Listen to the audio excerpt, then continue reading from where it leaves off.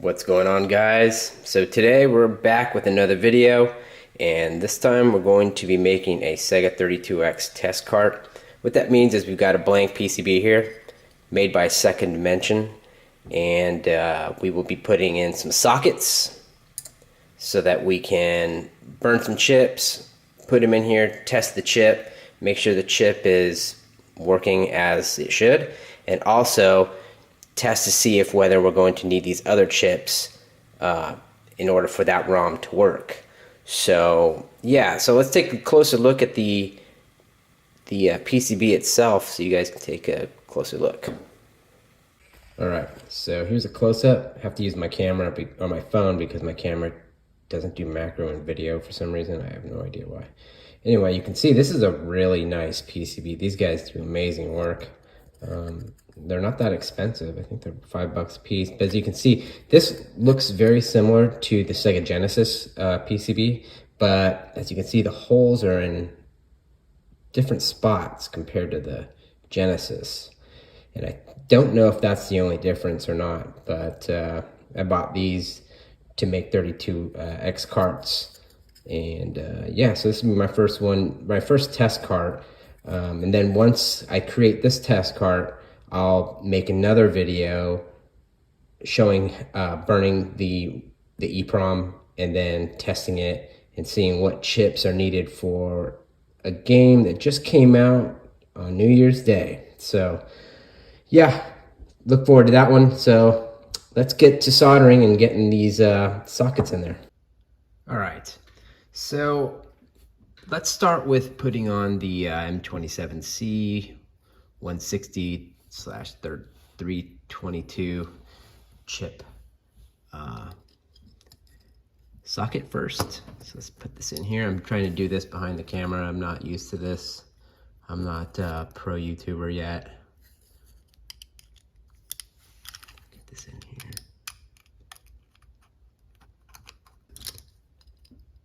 Surprisingly. All right, so we're in. So now we're just going to solder these pins, turn on the fume extractor. If you haven't seen my last video, it was a video showing the fume extractor.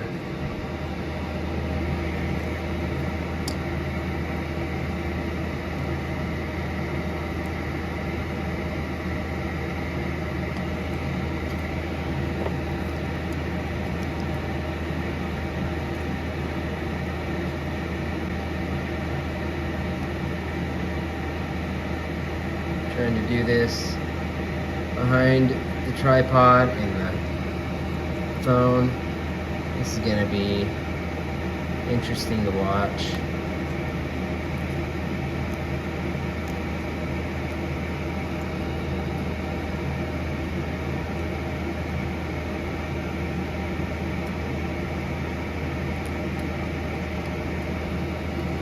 All right, how many bridges do I got? None that I can see. To the other side. Let's pray for no bridges.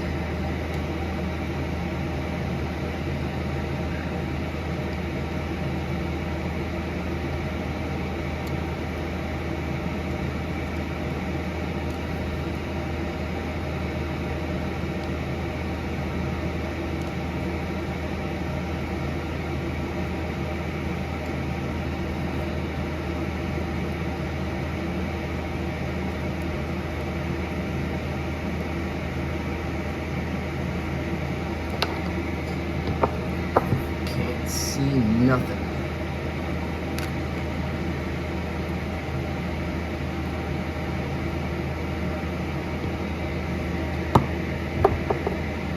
All right, how many bridges do we have?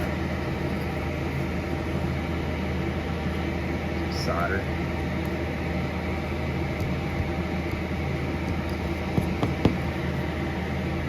Not too bad considering I'm doing it behind the phone.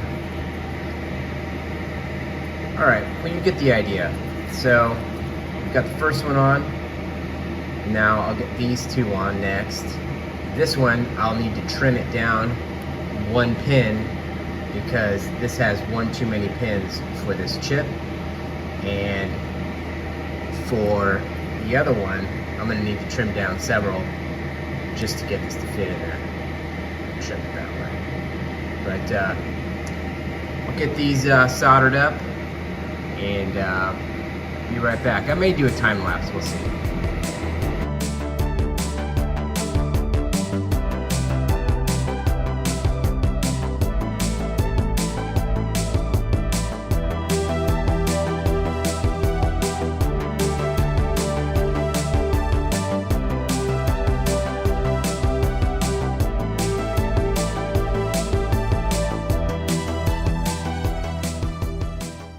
Alright, I'm back. So that was not very fun doing it behind the camera or on the side of the camera and the tripod in the way, but we got it soldered up. Need to clean up all the flux, but it doesn't look like there's any bridges. Even if there was, it's just a little bit of flux added and you can get rid of bridges real easily.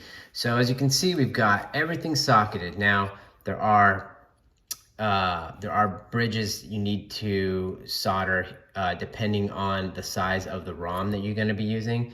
The ROM I'm going to be using is a 4 meg ROM, and so I'll be bridging these two bridges on the left there, as you can see there, and then there's more on this side as well. Now if you had a save ROM, then you would choose the save ROM size, the chip size there. You can add,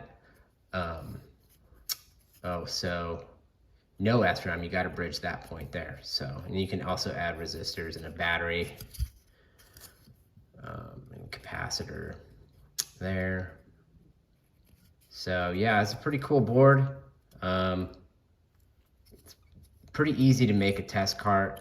I would suggest making one of these before you go burn a ROM and find out it doesn't work in the blank one that you soldered right to, just for, you know, these EPROMs are really old, and so when they're old like that, they're temperamental. Sometimes they work, sometimes they don't, even if they burn perfectly fine.